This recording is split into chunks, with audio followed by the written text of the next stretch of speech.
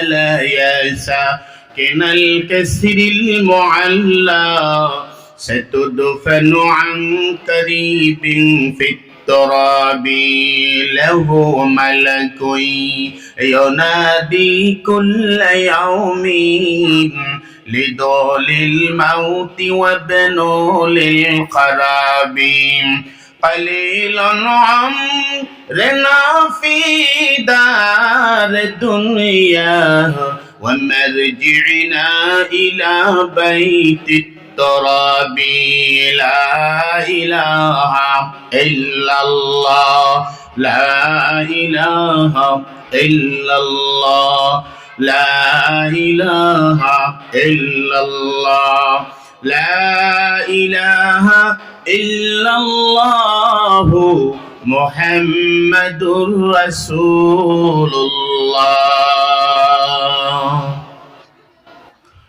बुलबुल को दिया नाला वो परवाना को जलना गम हमको दिया सबसे जो मुश्किल नजर आया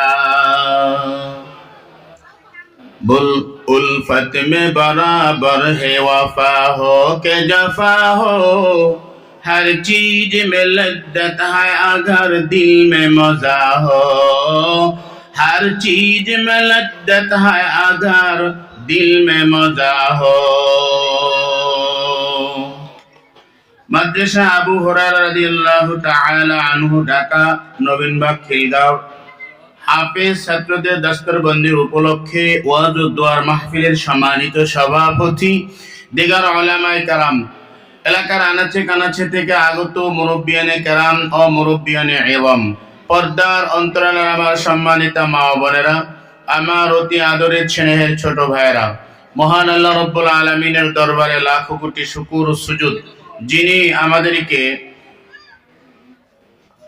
10 মায়ের 10 সন্তান একত্রিত হয়ে মহতি জলসায় আসার এবং বসার তৌফিক আল্লাহ দান করলেন এজন্য মহান রব্বুল আলামিনের দরবারে শুকরিয়া দান সকলেই জোরে সোরে একবার বলি আলহামদুলিল্লাহ আল্লাহ পাক অত্যন্ত দয়া করে মায়া করে আমাদেরকে একটি বেহেশতি বাগানে বেহেশতি পরিবেশে আসার তৌফিক দান করেছেন এখানে না আছে দুনিয়ার চাওয়া পাওয়া না আছে দুনিয়ার কোনো লোভ লালসা একমাত্র চাওয়া পাওয়া আল্লাহ রাব্বুল আলামিনের দরবারে আল্লাহর তৈরি জান্নাত না অন্য কিছু কথা কোন অন্য কিছু কেন এখানে আসলাম একমাত্র রেজায়ে মাওলা আল্লাহকে সন্তুষ্ট করার জন্যই আমরা এখানে উপস্থিত হয়েছি অন্য কোনো উদ্দেশ্য নয় যদি অন্য কোনো উদ্দেশ্য থেকে থাকে এটা আমরা চেঞ্জ করে ফেলি কারণ আল্লাহ এবং আল্লাহর রাসূলকে সন্তুষ্ট করার উদ্দেশ্যে যারা আসবে তারা আল্লাহ এবং আল্লাহর রাসূলকেই পেয়ে যাবে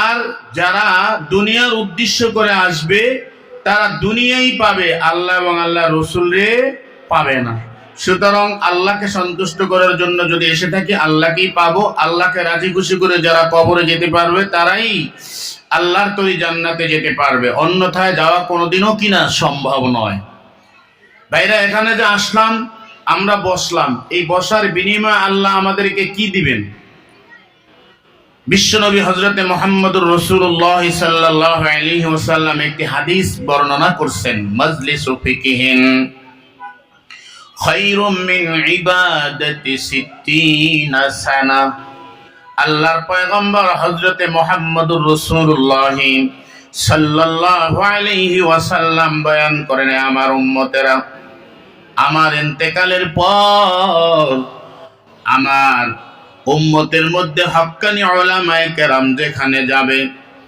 ওই মজলিসের মধ্যে সারা দিয়ে যারা আসবে তাদের জবান থেকে কোরআন ও হাদিসের বয়ান শ্রবণ করবে অল্প সময়ের ব্যবধানে আমার আল্লাহ তাদের আমলনামার ভিতরে 60 বছর নফল ইবাদতের সওয়াব দান করবেন শুধু তাই নয় এক আল্লাহর ওলি বলেন এক জমানা সাহাবতে বা আউলিয়া বেহতর আসদ সালে তাআত বেরিয়া শুধু তাই নয়, এক নয় দুই নয়, হযরত উলামায়ে কেরাম আল্লাহ ওয়ালাদের মজলিসের মধ্যে যারা বসবে, আল্লাহর ওলিদের জবান থেকে, হযরত উলামায়ে কেরামের জবান থেকে কোরআন ও হাদিসের বয়ান শ্রবণ করবে, অল্প সময়ের ব্যবধানে আমার আল্লাহ 100 বছরের পেরিয়া নফল ইবাদতের সওয়াব তাদেরকে আল্লাহ দান করবেন।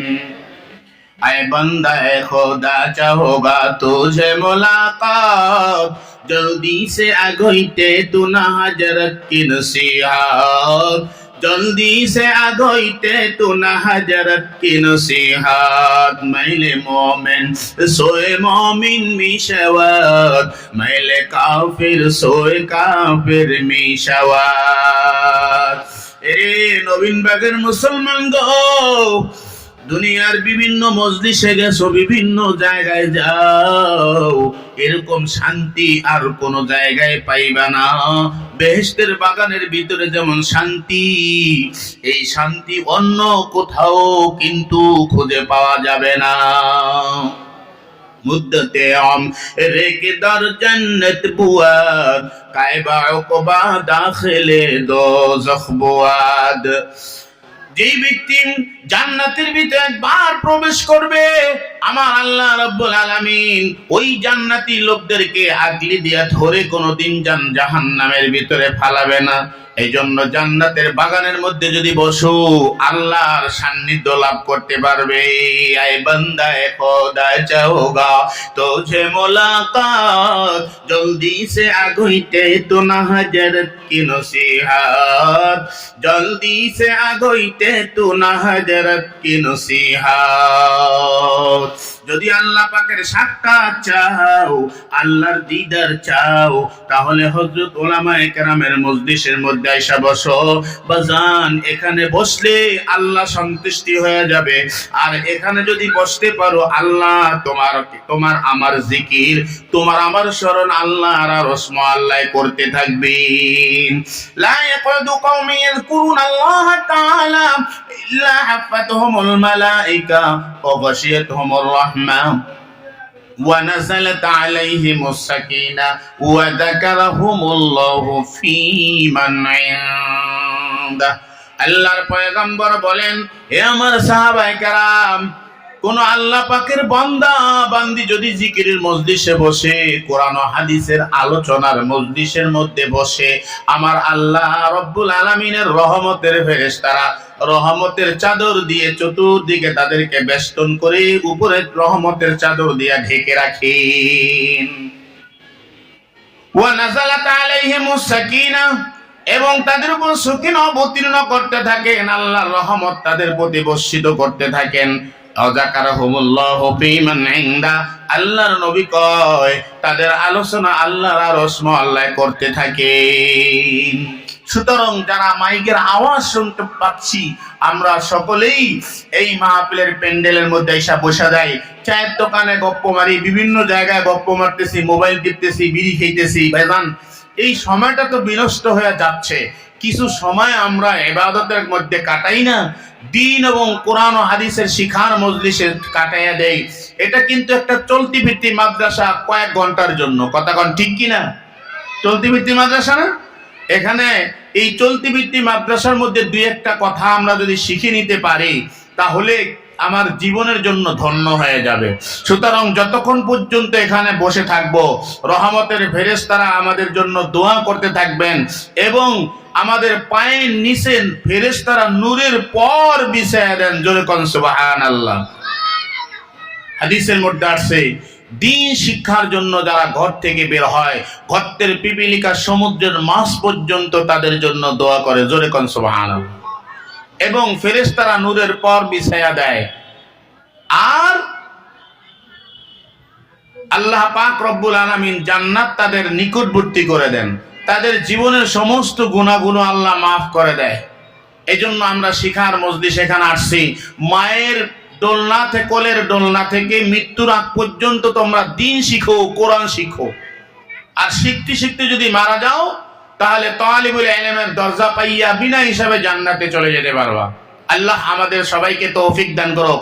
মাইকের আওয়াজ আমরা যারা শুনতে পাচ্ছি, আমরা সকলেই আশপাশের থেকে এই মজলিসের ভিতরে ইনশাআল্লাহ বসে যাই, জমে জমে বসে যাই, দু একটা কথা শুনি, শিখি। এই উসিলা হতে পারে আল্লাহ কিয়ামতের ময়দানে নাজাতের ফয়সালা আমাদের করে দিতে পারে। পারে কি পারে না? আল্লাহ পারে কি পারে না? আল্লাহ অবশ্যই পারে, দিবে, কোনো সন্দেহ নাই। যাই হোক, সূরাতুল বাকারা থেকে আমি পবিত্র কালামুল্লাহ সূরাতুল বাকারা থেকে অল্প কিছু আয়াত তেলাওয়াত করেছি। যদি আল্লাহ পাক রব্বুল আলামিন আমাকে তৌফিক দান করে এই আয়াতের উপর কিছু কথা বলার, তাহলে বলবো। আর যদি আপনাদেরকে ধৈর্য ধারণ করে শুনবার তৌফিক দান করে, আমি চেষ্টা করব যতখানে যাওয়া যায়। জোরে কোন ইনশাআল্লাহ। আল্লাহ পাক রব্বুল আলামিন তেলাওয়াতকৃত আয়াতের মধ্যে সমস্ত ঈমানদার নারী পুরুষদেরকে লক্ষ্য করে বলেন, ইয়া আইয়ুহাল্লাযীনা আমানু, হে ঈমানদারগণ, ইয়া আইয়ুহাল্লাযীনা আমানু ইসতাঈনু বিস-সাবরি ওয়াস-সালাহ। আল্লাহ বলে, হে ঈমানদার, তোমরা আল্লাহ রব্বুল আলামিনের কাছে সাহায্য প্রার্থনা করো ধৈর্য এবং নামাজের মাধ্যমে।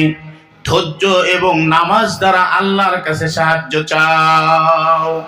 বিস-সাবরি ওয়াস-সালাহ, তোমরা ধৈর্য এবং নামাজের দ্বারা সাহায্য চাওয়ার জন্য বলছেন। ধৈর্য ধারণ করতে হবে। আমরা এখানে আসছি, মন চায় না এখানে বসে থাকা, মনে চায় চায়ের দোকানে যে একটু চা খাই, একটু পান খাই। যারও বিড়ি খাওয়ার অভ্যাস আছে, একটু মাঝে মাঝে চায়ের লগে একটু বিড়িও টানি। এরকম অভ্যাস যাদের আছে, মনে চায় না এই মজলিসের মধ্যে বসে থাকতে, কারণ এখানে তো বিড়ি খাওয়া যায় না।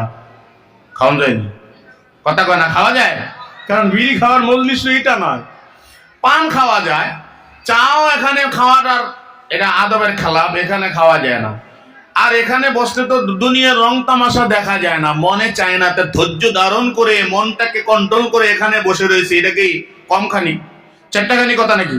কি কন? মনরে কন্ট্রোল করছি না, মনে চায় না, ধৈর্য ধারণ করে বসে আছি আল্লাহকে রাজি এবং খুশি করার জন্য। কথা কন ঠিক কিনা? ঠিক না? আল্লাহকে ধৈর্য ধারণ করো, সহ্য করো, আপদে বিপদে সব সময় তোমরা কি করো? ধৈর্য ধারণ করো। ধৈর্য হারানো যাবে না। বিপদ এসে গেছে, ধৈর্য ধারণ করো, আর এটা দ্বারা তুমি আল্লাহর সাহায্য পেয়ে যাবে। আর নামাজের মাধ্যমে কি করো? আল্লাহর কাছে সাহায্য প্রার্থনা করো। রাসূল করিম সাল্লাল্লাহু আলাইহি ওয়াসাল্লাম যখনই কোনো বিপদ আপদ আসতেন, দুঃখ কষ্ট আসতেন, কোনো চিন্তিত হতেন, চিন্তার ছাপ যখন চেহারায় পড়তেন, আম্মাজান আয়েশা বলেন, আল্লাহ রাসূল সাল্লাল্লাহু আলাইহি ওয়াসাল্লাম সাথে সাথে মসজিদে নববীর মধ্যে গিয়ে নামাজে দাঁড়িয়ে যাইতেন। জোরে কোন সুবহানাল্লাহ। আর এই নামাজের মাধ্যমেই দুঃখ কষ্ট আল্লাহ তাআলা উঠায় নিয়েছেন। তাফসীরের কিতাবের মধ্যে লিখেছেন, হযরতে বিখ্যাত সাহাবী হযরত আব্দুর রহমান ইবনে আউফ রাদিয়াল্লাহু তাআলা আনহু, উনি একদিন অজ্ঞান হয়ে পড়ে গেছেন। এমন অজ্ঞান হয়ে গেছে, তার পালস পর্যন্ত বন্ধ হয়ে গেছে, চলাফেরা নাই। এখন পালস ধরে, শিরা ধরে লোকেরা বলতেছে লোকটা তো মারা গেছে, পৃথিবীতে আর নাই। পৃথিবীতে যখন নাই, তখন কি করা হবে? পল্টন ময়দানে নিয়ে ফালায় রাখবে কিনা? কথা কেন? পৃথিবীর থেকে মানুষ যদি না থাকে, পালস চলে যায়, কি পল্টন ময়দানে নিয়ে ফালায় রাখে? রাস্তাঘাটে ফালায় দিয়ে আসে? তাহলে তাকে কি করে? সম্মানের সাথে গোসল করায়, কাফন দাফনের ব্যবস্থা করে, জানাজা নামাজ পড়ে এবং দাফন করার ব্যবস্থা আত্মীয়স্বজন আশপাশের লোকেরা এসে এটা সমাধান করে। কথা কোন ঠিক কিনা? একটু হো হা কইেন। তো এমনি ভাবে লোকেরা তার কি করলো? গোসল করাইলো, তার দাফন কাফনের সুব্যবস্থা করা শুরু করে দিলেন। এমন টাইমে বিখ্যাত সাহাবী হযরতে আব্দুর রহমান ইবনে আউফ রাদিয়াল্লাহু তাআলা আনহুর স্ত্রী মসজিদে নববীর মধ্যে চলে গেলেন। মহিলাদের কক্ষ আছে ভিন্ন জায়গায় নামাজ পড়ার জন্য। তাই বলে আমাদের সমাজে কিছু কিছু লোক আছে, মসজিদের মহিলারাও মসজিদে গিয়ে এখন দখল করা শুরু করছে, খবরদার, মদিনা এবং মক্কা ইস্তেসনা নারীদের জন্য। তাই বলে বাংলাদেশের মসজিদে গিয়ে পুরুষের সাথে আমরা হুজুম করে নামাজ পড়বেন, এটা কিন্তু পর্দার খেলাফ হবে, সওয়াবের পরিবর্তে উল্টা অ্যাকশন হবে। বুঝাইতে পারছি তো? হযরত আব্দুর রহমান ইবনে আউফ রাদিয়াল্লাহু তাআলা আনহু ইন্তেকাল হয়ে গেছে, এরকম সংবাদ আশপাশে চলে গেল। এলাকার লোকেরা এসে গোসল করে দাফন কাফনের কি করলো, ব্যবস্থা করে দিল। তার স্ত্রী কি করলেন, আপদ বিপদ দেখে তার স্ত্রী মদিনার মসজিদে গিয়ে নামাজ আদ শুরু করে দিলেন। নামাজ শেষ করার পর আল্লাহর কাছে মোনাজাত করে, আয় আল্লাহ, আব্দুর রহমান ইবনে আউফ আমার স্বামী, আয় আল্লাহ, বিপদগ্রস্ত হয়ে গেছে, তিনি বেহুশ হয়ে জমিনের মধ্যে পড়ে গেছে, আয় আল্লাহ তুমি তার জান ফিরিয়ে দাও, তারকে সুস্থতা নসিব করে দাও।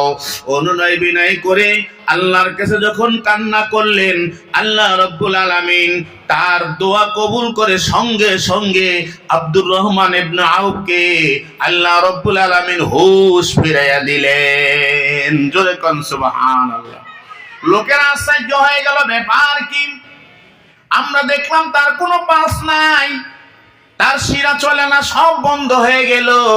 আমরা ভাবছি আব্দুর রহমান ইবনে আউফ পৃথিবী থেকে বিদায় নিয়েছে, এজন্য আমরা দাফন কাফনের ব্যবস্থা করলাম, আমরা তার কবরের ব্যবস্থা করলাম, কিন্তু তিনি তো জিন্দা হয়ে আবার হুঁশ ফিরিয়ে আসলেন।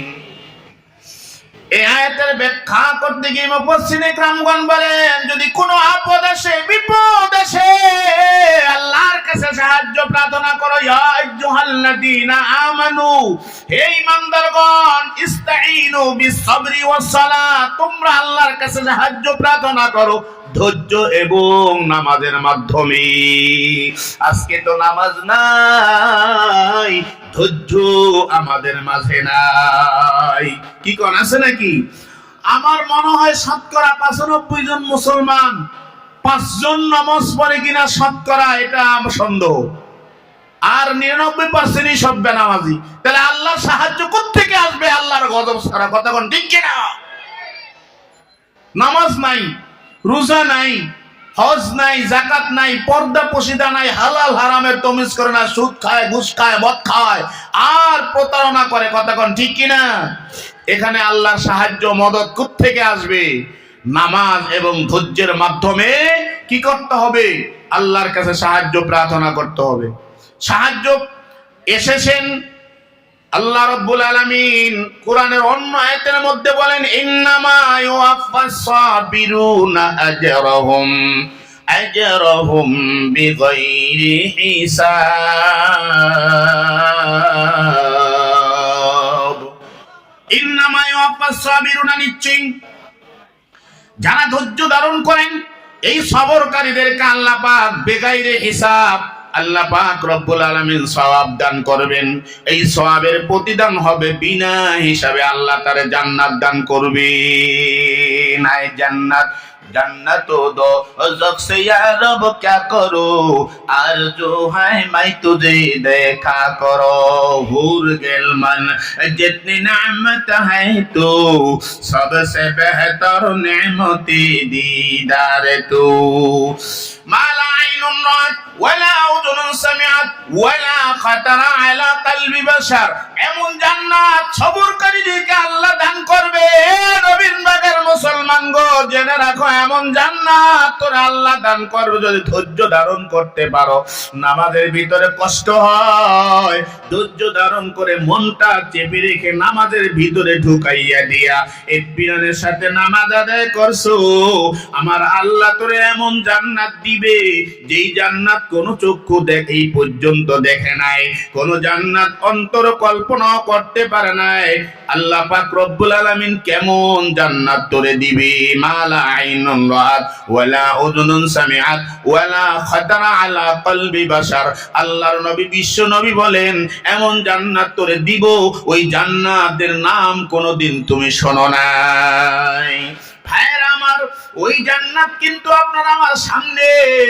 তোমার আমার আমলের বিনিময় আল্লাহ ওই জান্নাত দান করবেন। এই জন্য বলে বেগাইরে হিসাব আল্লাহ পাক রব্বুল আলামিন সব তোমারে দান করবে যদি তুমি ধৈর্য ধারণ করে। আল্লাহ পাক রব্বুল আলামিন যখন কোনো আপদ বিপদের মধ্যে ফালায় তখন এই বিপদের মধ্যে তোমাকে ধৈর্য ধারণ করতে হবে আর নামাজ পড়তে হবে। নামাজে দাঁড়ায়া যাও, ইন্নাস সালাতা তানহা আনিল ফাহশাই ওয়াল মুনকার ওয়া যিকরুল্লাহি আকবার।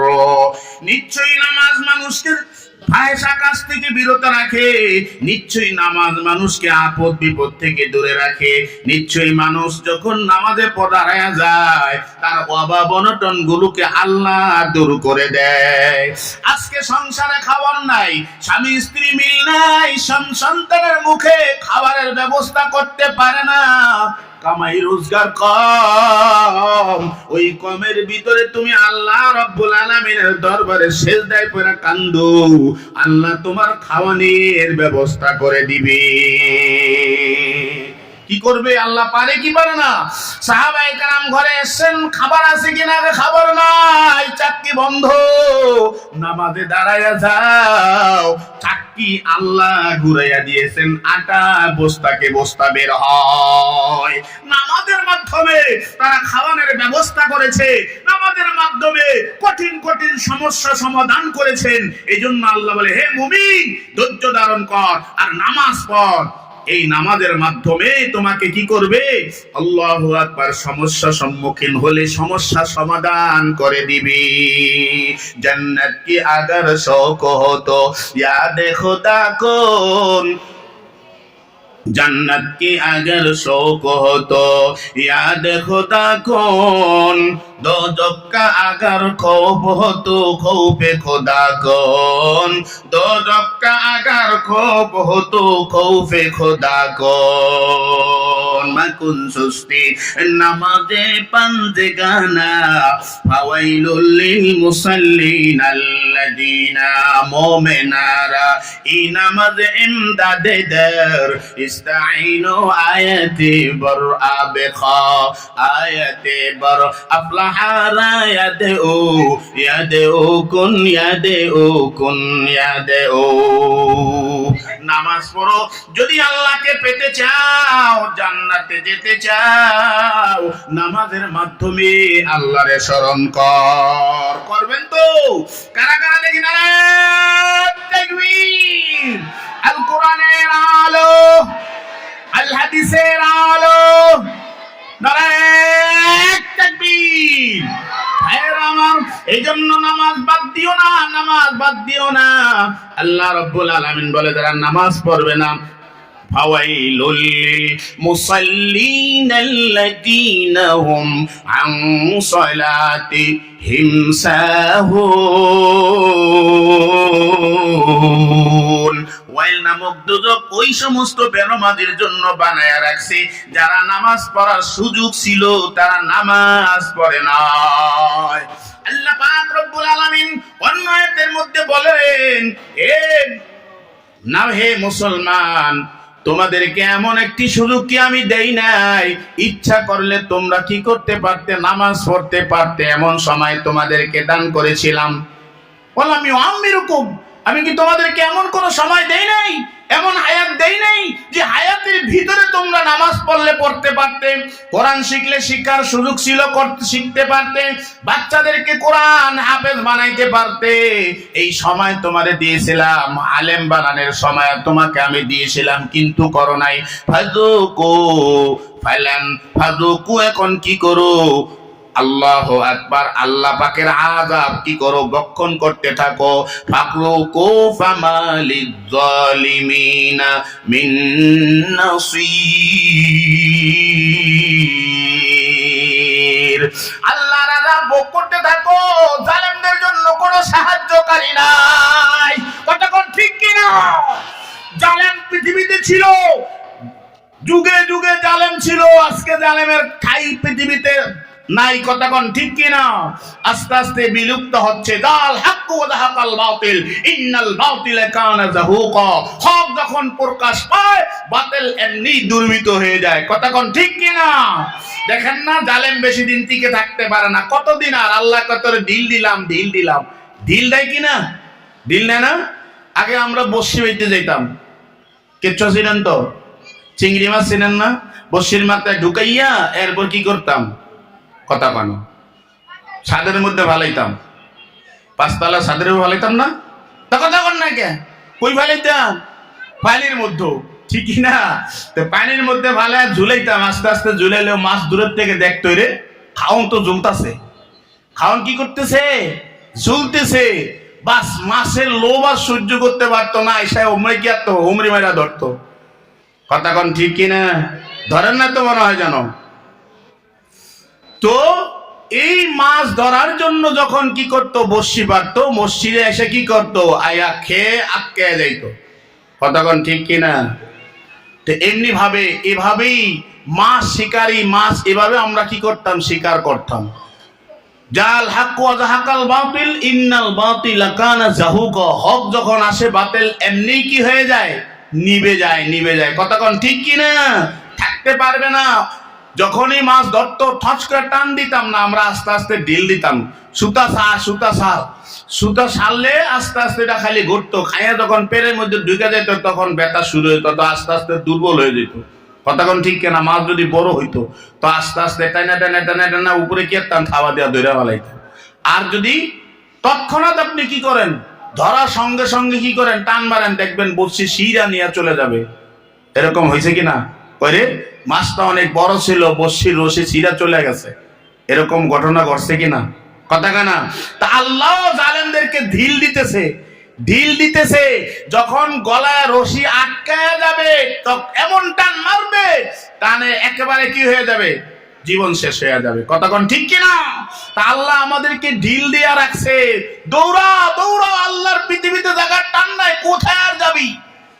আল্লাহ কয়, হে বান্দা কোথায় যাবি? যেখানে যাও সেখানে আমার বাড়ি। যেখানে যাও সেখানে কার বাড়ি? আমরা তো বলি না, এই গোরানের আমার পাঁচতলা আমার বাড়ি। ওরে আহাম্মক, তোর বাড়ি নয়, এটা ওয়ারিসের বাড়ি। তুই ইন্তেকাল হয়ে গেলে ওয়ারিস ভাগ করে নিয়ে যাবে, কুড়াল দেয়া কাইটা কাইটা তোর স্বর্ণ ভাগ করে নিবে, তোরে কিছু দিবে না। তিনটা কাপড় দিয়া পেঁচাইয়া তোরে ওই আজিমপুর গোরস্থানে ফালাইয়া রাখবি। কথা কোন ঠিক কিনা ভাইয়েরা আমার? এই জন্য আল্লাহ বলছে, মুমিন ধৈর্য ধারণ করো, আপদে বিপদে ধৈর্য ধারণ করো। আল্লাহর কাছে বলো, আল্লাহ বিপদ দিছ তুমি, উদ্ধার করনেওয়ালাও তুমি। কথা কোন ঠিক কিনা? বিপদ আইছে, কান্দাকান্দি শুরু হয়ে গেছে, নাচানাচি শুরু হয়ে গেছে, ওই হুল্লা চিল্লা চিল্লি শুরু হয়ে গেছে। এবারটা বিপদ দিছে কে? বিপদ উদ্ধার করতে পারে কে? রোগ দিছে কে? রোগের থেকে মুক্তি দিতে পারে কে? আল্লাহ। তাহলে সাহায্য চাইবো কার কাছে? না মাখলুকের কাছে? আমরা নেতার কাছে দৌড়াই, নেত্রীর কাছে দৌড়াই, এখানে দৌড়াই, সেখানে দৌড়াই, তারা জীবনে পারবো? পারবে না। পারবে? আর যদি আল্লাহর কাছে নামাজ পড়ে দোয়া করে, আল্লাহ বিপদ তো তুমি দিয়েছো, যেভাবে হোক আমার পরীক্ষার জন্য হোক অথবা আমার মর্যাদা বুলন্দ করার জন্য হোক, তুমি আমার বিপদ থেকে উদ্ধার করে দাও। কার কাছে বলবো? আল্লাহর কাছে বলবো। এটা শিক্ষা মুমিনদেরকে শিখাইতেছেন। এটা যদি না শিখেন তাহলে তো করার কিছু নাই। শিখবো তো ইনশাআল্লাহ। তাহলে কোনো যখনই বিপদ চলে আসবে দৌড়ায় কই যাবো? মসজিদে যাবো। মসজিদ না পাইলে যেখানেই পাই উযু করে আবার সঙ্গে সঙ্গে দাঁড়ায় কার সাথে যোগাযোগ? কথা হয় না? কার সাথে যোগাযোগ? না থানার পুলিশের লগে, এলাকার মাতুব্বরের লগে। কথা কয় না? এলাকার সভাপতি সাহেব আছে, ওনার কাছে গেলে হইব তো? কথা কয় না? হইবে নি? সভাপতির বাবের ক্ষমতা আছে বেটা, সভাপতির বাবের ক্ষমতা আছে। হ্যাঁ, তার কাছে দৌড়াও কা? যিনি দিয়েছেন কার, তার সাথে কি লাগাও? কালেকশন লাগাও। এই জন্য কোথায় আসতে হবে? মসজিদে না মন্দিরে? কথা কয় না? মসজিদে না মন্দিরে? এই হাম্মকাতে মন্দিরে যাও কেন? তোমার হিন্দুরা কোনোদিন তোমার মসজিদে এসে লাড়ু খাইবার লেগে বসে রয়েছিল? তুমি যাও কেন? কপাল পরা মুসলমানের সন্তান বাচ্চা, তুমি যাও কেন? সেখানে যে হুজুম করে, হিন্দুকে কোনো ঠাই নেই, আছে না নাই? হিন্দুকে পূজা, হিন্দুকে মেলা, হিন্দুকে কোনো কি নাই, খাওয়ার নাই। মুসলমানের বাচ্চারা যায় সেখানে হুজুম করে, সেখানে লাড়ু খায়। কত বড় নিরজ্জা হলে এটা হতে পারে? আল্লাহ এই জাতির হেদায়েত দান করুক। মসজিদে আসবি, আপদে বিপদে মসজিদে এসে কারে ডাকবি? আল্লাহ ডাকবে। আল্লাহ কায় ফাযকুরুনি আযকুরুকুম ওয়াশকুরুলি ওয়ালা তাকফুরুন। আর কে দারাত কওফে হাকদার দাল মুদাম জান্নাতুল মাওয়াদহা দুরা মুকাম। हर के कर खुदरा। আল্লাহু আকবার, আল্লাহু আকবার। তো বলতেছিলাম আল্লাহ বলে ফাযকুরুনি আযকুরুকুম, যে আমাকে স্মরণ করে আমি তারে স্মরণ করি। মুফাসসিরে কেরামগণ বলেন, আয়াতের ব্যাখ্যা করতে গিয়ে বলেছেন আল্লাহ তোমারে স্মরণ করে, আমি তো আল্লাহ আল্লাহ জিকির করি, তাহলে আল্লাহ কি আমারে জিকির করবে? আব্দুল্লাহ আব্দুল্লাহ এরকম জিকির করবে? কিরকম জিকির করে আল্লাহ? তাফসীর কিতাবের মধ্যে লিখেছেন, বান্দা আল্লাহর জিকির করে, আল্লাহ তার শরণার্থে তার জান্নাত দিয়ে আল্লাহ তার জিকির করে। জোরে কোন সুবহানাল্লাহ। ভাইরা আমার, এইজন্য যদি জান্নাতে যেতে চাও তাহলে আসো, ধৈর্য ধারণ করো, নামাজ পড়ো, এই নামাজের মাধ্যমে সাহায্য প্রার্থনা করো। হযরত আইয়ুব আলাইহিস সালাম কেমন ধৈর্যশীল, কেমন নামাজি, কেমন যাকিরিন, কেমন দানশীল। কিতাবের মধ্যে লিখেছেন, ও আইয়ুবা ইয নাদা রাব্বাহু আন্নী মাসসানিয়াদ দুররু ওয়া আনতা আরহামুর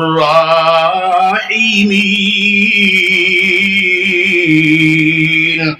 এই কিতাবে জিন্দা কুরআনে হাকিম হিকমতে উলায়া সালাস্তু কদিম جميع العلم في القرآن حكيم تكسرت أقمام الرجال بكى قرآن كلام الله بشنو قديم